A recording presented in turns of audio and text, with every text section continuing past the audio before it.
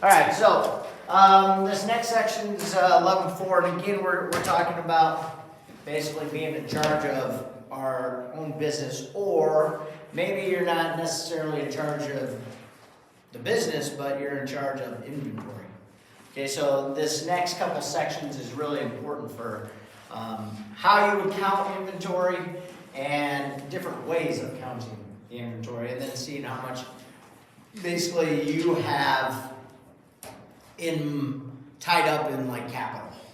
Okay, so the first section on page 489, again, they use a little sheet like the little chart up on the top. Basically what this is showing is how to tally what the amount of inventory that you have. So again, if you were doing, depends on what kind of your business is. If you go back to the sporting goods store, you'd have a heck of a lot more inventory than, some simple things like maybe if you're only at a snowmobile place, right? You'd have one kind of snowmobile, but maybe you'd have 10 different options of that snowmobile. But at a sporting goods place, you think about all the different things that you would have, right? Or at Walmart or whatever. So you got to have a way of doing those inventories. Okay, so they make it real simple, or they try to make it real simple and showing you a little chart. Now, the biggest thing here is to understand what they mean by the quantity received and the quantity issued. When they say quantity issued, that simply means that it went out of your building. You sold it, okay? The quantity received is you kind of stockpiling whatever you're talking about. So in this particular case, they're talking about digital cameras, okay? So notice on the top here, they have what the item is, the stock number. So this would be if you had different categories of that digital camera. Not categories necessarily, but different, what I'm saying, the list price. So if you had different... Styles. Yeah, there you go. Styles is a good word, okay? And then notice over here, the reorder point is 20, and each, or the unit it says is each. We'll talk more about reorder point, but that basically says that when you hit that point, you got to make sure that you put it in for your order, because you want to make sure that you never run out. Now, in the last 2-3 years, that number probably changed a lot, right? Or the time frame. And we'll talk more about reorder point here in a second, but that's probably a major thing in a lot of businesses right now, right? You think about the construction business right now, how they say it's months behind, right? So even if they did have a reorder point, it's probably not the best thing for them right now, because they really don't know. You know what I mean? They don't know when they're going to get certain things. So you can set up something, and you can do whatever you want really with this.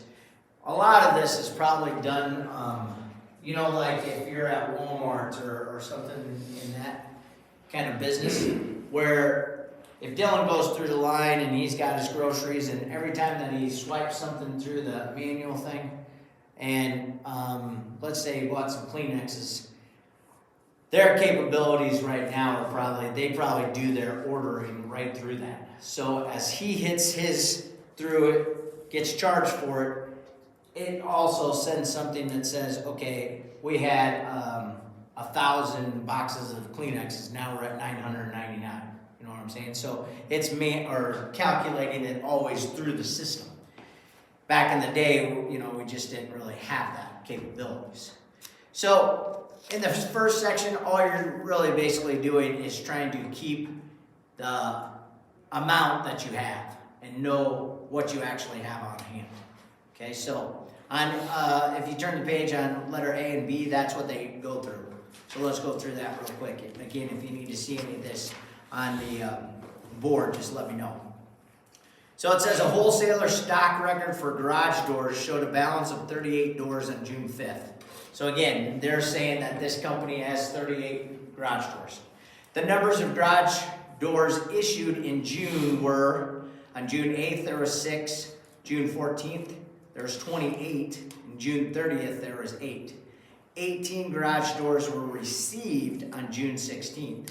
What was the stock record balance on June 30th? So even if you would do this and you went just by, you never honestly looked at the date, you just wanted to know at the end of the month if you had any left over, you can do it that way. Or if you just do it date by date, then you can add and subtract.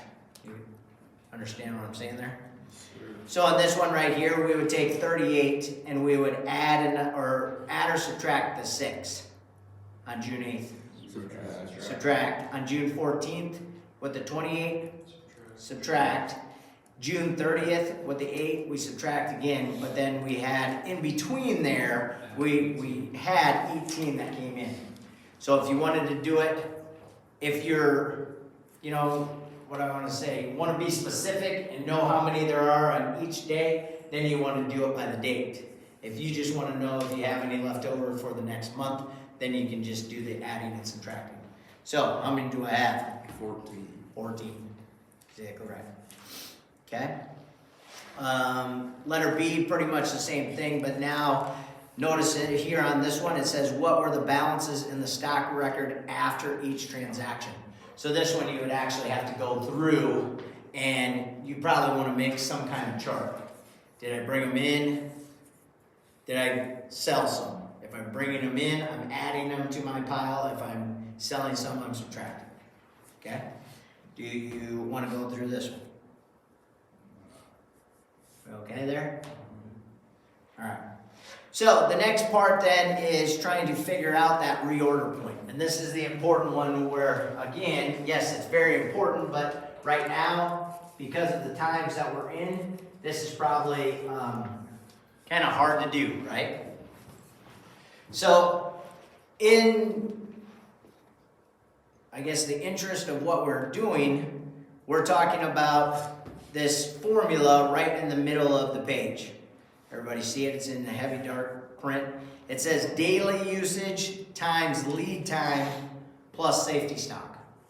All right, so let's talk about the vocabulary. Obviously, daily usage is probably not too hard to figure out. How many things do you sell on the average pretty much per day? What's lead time mean? Any idea what that means? Time in advance. Like how long it takes to have it come in. Right. So that means how long do I have? So if I'm doing fruit, right? Oranges, we probably have to wait a lot longer than some other things, right? Because it's probably got to come down from the south. Okay, so nowadays, probably have 2 or 3 more days. Who knows? Okay, so your lead time, yes, how long it's going to take for you to get it. But again, that's the one where it's probably really hard to tell right now, right? And then what about the safety stock? What's that mean? You have The amount they don't want it to get below. Okay, it's kind of my extra, right? Just in case. So why do we have a safety stock? Okay, or we never want to run out, right? And because if we run out, then it makes our business look bad. But at the same time, this is one of those things that is kind of touchy too, depending on what your service is, right? If you're into the food service, your safety stock probably isn't a whole lot when we're talking about certain things, right? Milk, maybe your fruits again, maybe even meat, bread, those kind of things. All right? But then your safety stock, if you're talking about stocking hats, well, that probably doesn't really matter if, in the long run, even if we go to the next year's stocking hat, then, you know what I'm saying? So, we're going to do this little formula to figure out what is our answer. So, remember, if we do order of operations, when they put daily usage times lead time in parentheses, they honestly probably didn't even need the parentheses because you should have multiplied before you added, right? But you're going to take your daily usage, time your lead time, and then add your safety stock. So, let's go over to C. In C, it says the floor care place sells 90 floor polishers every 30 days. So what is my daily usage? 3, right? Now it doesn't necessarily, some days might not always be 3, right? Some days might be 1. So then that means the next day we'd probably sell 6 or 5. So we're just talking basically an average, okay? It takes 10 days lead time to replace floor polisher stock. Safety stock is 2 polishers. So notice here, the safety stock was only 2 units. But again, you know, are we really going to have a huge blowout of somebody wanting a polisher? Who knows? Probably not. So what is my reorder? 32. So 3 times what? 3 times 10 plus 2. How much? 32. 32. Perfect. Questions there? How about D? A lamp manufacturer uses 8,280 of an electric component every 45 days. So again, the first thing that I have to do is do my division. Then the lead time for the component is 13 and the safety stocks is 3 days usage. So this one's a little different, right? So the first thing we do is take our 8,280 and divide it by 45. What'd you get there? 184. 484? 184. 100. Okay, so 184 represents what? Days. One set of days, or the number of days, right? So this is 184 per 1 day. So when we do this now, this is my daily usage. What was my lead time? 13, and then it says it's 3 days use, right? For this part. So we're going to add 184 times 3, right? See what I'm saying there? 5 to 652. For a grand total of? I just did 184 times 13. You can't do that. And then I add the 3 days. Yeah. But my 3 days was 652. So yes, I'm doing 184 times 13, and then I'm adding 652. For a grand total of what? 2,395. No. Yeah, I did that wrong. So you take 184 times 13, and then we do 3. 184 times 13.